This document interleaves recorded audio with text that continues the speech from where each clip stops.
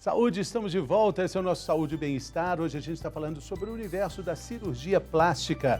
E a gente já teve no primeiro bloco com o Dr. Gustavo Aquino, a gente falou sobre a Lipo HD, falamos muito sobre a questão da estética da lipo, a necessidade ou não e os limites da cirurgia plástica. E agora quem está no estúdio conosco é a cirurgiã plástica, a doutora Patrícia Leite. Seja bem-vinda, doutora. Tudo bem? Obrigada, tudo ótimo. A doutora, é muito importante a gente começar falando aqui sobre um campo de pesquisa que ela representa, que ela já trabalha já há algumas décadas, 20 anos por aí, e que é muito interessante. Normalmente a gente não fala muito sobre a cosmiatria. A cosmiatria, os procedimentos estéticos, né? Procedimentos estéticos. A gente fala muito sobre os procedimentos, mas a área de estudos da cosmiatria abrange um universo muito grande. Hoje, com a grande exposição das pessoas pelas mídias sociais, né, as pessoas se veem o tempo inteiro ali na tela do celular, elas produzem muitos conteúdos para as mídias sociais, vídeos e posts. Então, a imagem nunca esteve tão em evidência, nunca foi tão importante para a pessoa se sentir bem com a sua própria imagem. Então, os procedimentos estéticos estão em verdadeira ebulição na comunidade científica. Todos os dias são novidades, tecnologias, novos preenchimentos, e a grande questão é a junção entre os dois, né? Tem coisas que você pode tratar muito bem, como a toxina botulínica, com preenchimento, com fio, com laser. Outras requerem a presença do bisturi. Então, a cirurgia plástica está longe de ser extinta, por mais que os procedimentos estéticos estejam evoluindo. E eu acho que a grande questão, o meu trabalho, é a junção entre os dois. Pacientes que têm que operar serão muito bem operados, e pacientes que podem se beneficiar com a estética podem abdicar do bisturi. Agora, essa avaliação, ela é feita em conjunto com o paciente? Como é que essa escolha se dá? Em geral, o paciente chega para mim na consulta e ele fala: Patrícia, eu quero melhorar a minha aparência. Então, quando o paciente é mais jovem, 30 anos, 40 anos, até 50 anos, e tem uma queixa mais pontual, eu acho que o meu rosto está um pouquinho caído, eu acho que eu estou sentindo o início de uma flacidez, ou minha boca está muito fina, eu queria aumentar meus lábios, isso aqui caiu, eu queria dar uma puxadinha. A gente já sabe que aquele paciente pode ser muito bem abordado com os procedimentos estéticos. Quando é um paciente mais velho e que se queixa de uma flacidez mais importante, eu já sei que eu não vou poder abrir mão do bisturi. E aí aquela consulta ela é conduzida para a cirurgia plástica facial. Ou um procedimento um paciente jovem com uma queixa pontual, por exemplo, de nariz. Um nariz com um dorso muito grande, tipo um tucano, ou uma asa muito larga, ou com alguma demanda específica de afinamento de ponta. Nós já sabemos que aquele paciente vai se beneficiar com uma rinoplastia.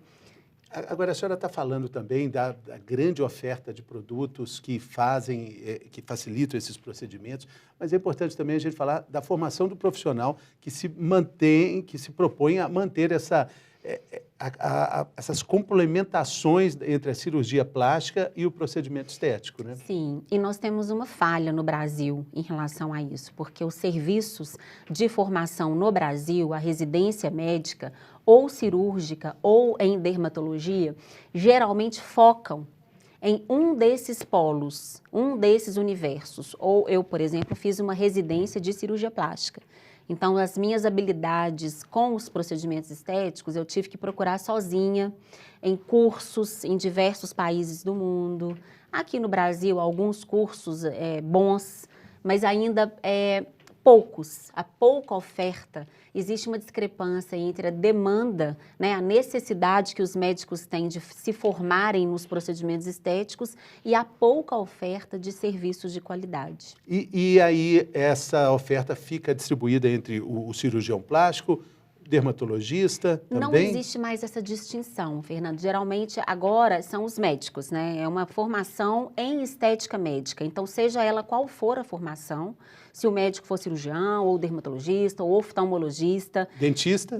Dentista não é médico, Então, o dentista, ele também... Eu estava falando aí, eu ia colocar o dentista aí nesse bojo. Atualmente, a legislação brasileira permitiu que profissionais que não são médicos, e aí entram dentistas, biomédicos, farmacêuticos e outros, adquirissem a possibilidade de realizar esses procedimentos estéticos. Então, eles têm feito a estética, sim, mas esses serviços de formação, serviços de residência médica, eles aceitam médicos. Então, a formação básica tem que ser medicina, e aí ele vai optar ali entre uma especialidade ou outra. Agora, o que o paciente precisa ficar atento antes de escolher qualquer procedimento estético injetável, principalmente, ou cirúrgico? Quais são os detalhes que precisam ser observados com muita atenção para evitar problemas maiores no futuro? Segurança, né? Assim, a gente lida com tecido vivo, né? Então, não é porque o fim é a estética que a gente não passa pela complexidade do organismo humano. A medicina é uma ciência extremamente complexa. Nós sabemos que até onde vai o conhecimento médico é limite ainda. Nós temos um limite de conhecimento. O universo é muito maior. A ciência ainda está trabalhando, procurando respostas na medicina de uma forma geral.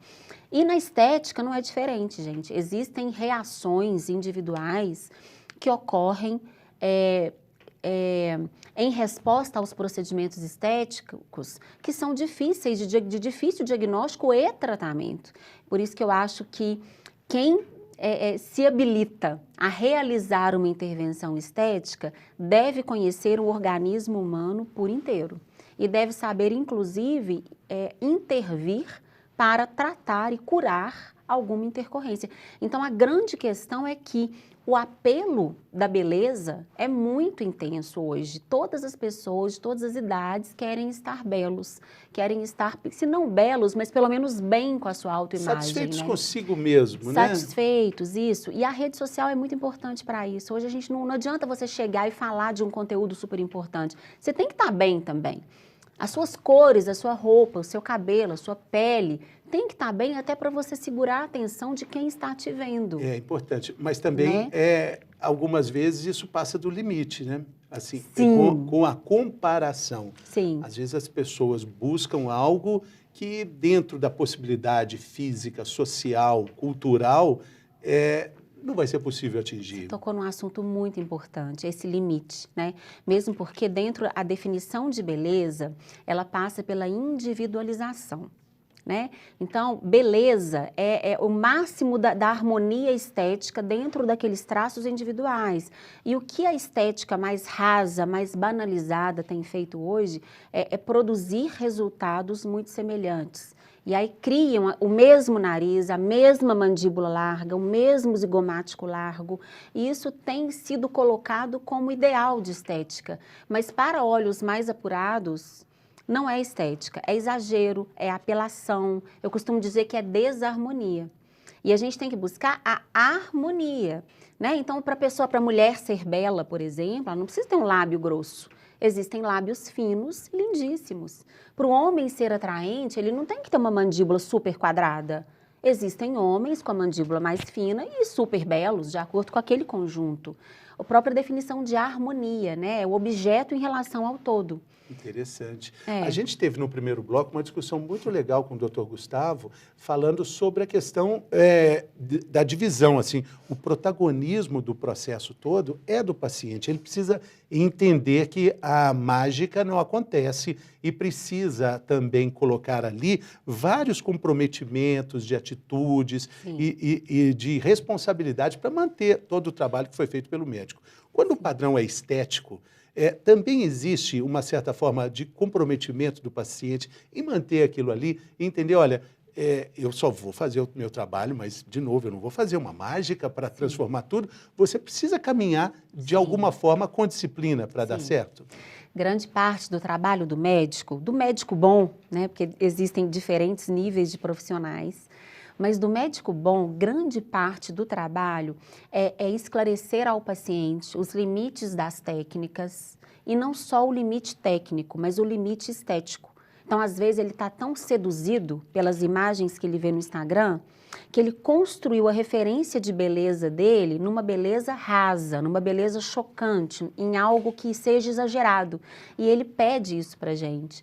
Então, Então, eu acho que o médico que tem um bom olhar estético, ele precisa educar o paciente nesse sentido, mostrar para ele o que faz sentido para ele, para aquela face, para aquele corpo.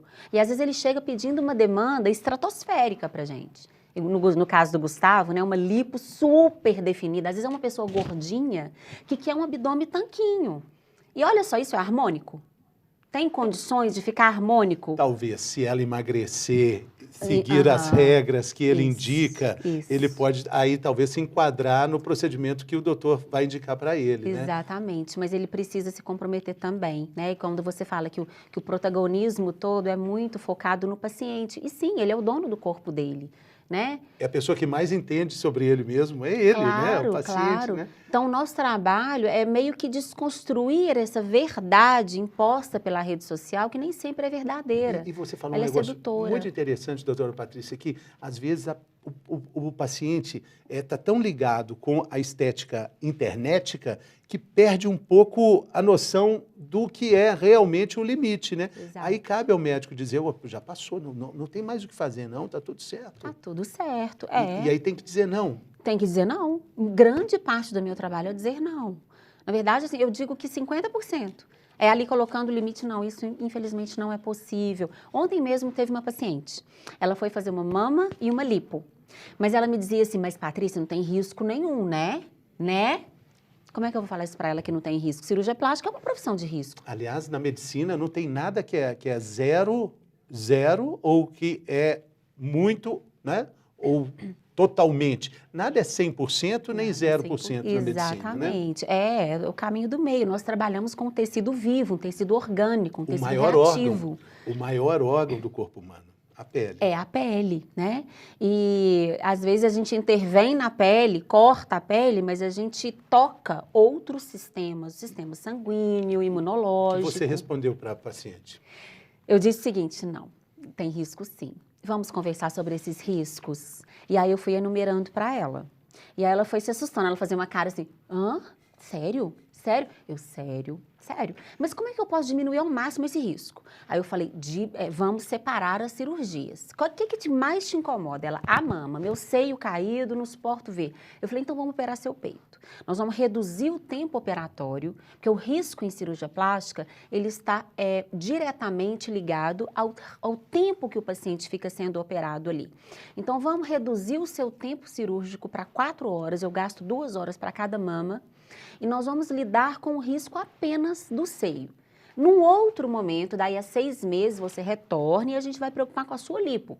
Aí nós vamos trabalhar com riscos mais controlados, porque cirurgia combinada é uma combinação, uma sobreposição de riscos. E aí a gente foi conversando, eu fui desconstruindo aquilo tudo para ela, ela saiu da consulta muito grata, muito mais tranquila e decidida a fazer só a mama. E aí ela vai voltar depois para fazer outros procedimentos? Sim, aí ela vai fazer os exames pré-operatórios, nós vamos fazer a cirurgia de mama e depois, posteriormente, ela deve querer modificar alguma coisa no rosto. Qual deve ser o intervalo entre essas sessões? Uma cirurgia e outra? Geralmente de 3 a 6 meses. E aí depende dos exames pré-operatórios. Se eles estiverem bem, pode ser até antes. Existe sempre uma questão discutida quando se fala em procedimentos estéticos, que é assim, você vai começar a fazer, você não vai parar nunca mais. Tem que ficar fazendo sempre, sempre, sempre, sempre. Isso é verdade? Até que ponto? Não necessariamente. O que acontece é que os produtos injetáveis, eles não são duradouros, a maioria deles. Existem os definitivos também. Mas é definitiva, eu estava brincando com o doutor Gustavo, né? Tem a escova definitiva, que não é definitiva. Tem a permanente definitiva, que também não é definitiva, como a vida também não é definitiva. Assim, o produto considerado definitivo, ele fica no organismo para sempre. Então, quando você falecer, se você falecer com 100 anos de idade, a gente cortar um pedacinho da sua pele, lá vai ter o produto injetado 50 anos atrás. Ele permanece no organismo, só que o envelhecimento é constante e inexorável. Então, aquele preenchimento que hoje me satisfez, eu fiquei com o bumbum lá nas alturas, redondinho, durinho, eu vou continuar envelhecendo, eu vou continuar ganhando flacidez, né? Então, daqui a 10 anos, apesar do preenchimento continuar lá no meu bumbum, provavelmente a minha flacidez também acontecerá. Você está me lembrando isso, a tatuagem é assim, né? Sim, exatamente. A tatuagem é definitiva, mas a pele muda, ela vai descolorindo. Então, Então, você tem que dar um retoquinho de anos em anos. Né? Exatamente. E a maioria dos preenchimentos não são definitivos. É por isso que tem-se a falsa sensação de que a pessoa, uma vez paciente de estética, para sempre paciente de estética. Porque você injeta hoje, fica linda, bocão, o nariz bonito, empinadinho, o rosto quadrado. O ano que vem, aquele preenchimento já absorveu. E você gostou tanto daquele resultado que você olha no espelho, junta com o seu envelhecimento que continua, você fala, nossa, gente, estava tão bonito aquela vez que eu fiz, minha boca estava grande, isso aqui estava quadrado. Olha só, já ganhei mais um ano no meu envelhecimento, vou voltar lá para a Patrícia injetar de novo. E aí ela vai de novo. E a ideia é fazer algo que pareça que você não fez nada? Tipo assim, não, é tudo natural, é tudo da natureza. A ideia do trabalho estético, na essência, seria essa? Depende. Depende muito do artista, depende do médico. Né? Assim como tem vários pintores que têm pegadas diferentes, não é assim? Não tem aquele pintor de abstrato que joga tinta de qualquer jeito e fica lindo? Aqueles borrões de cores. E não tem, por exemplo, um Picasso, não é isso? Que tem o formato, as formas, os traços típicos da pintura que ele criou, o estilo que ele criou. Então, depende. Tem profissionais que pegam a pegada da transformação.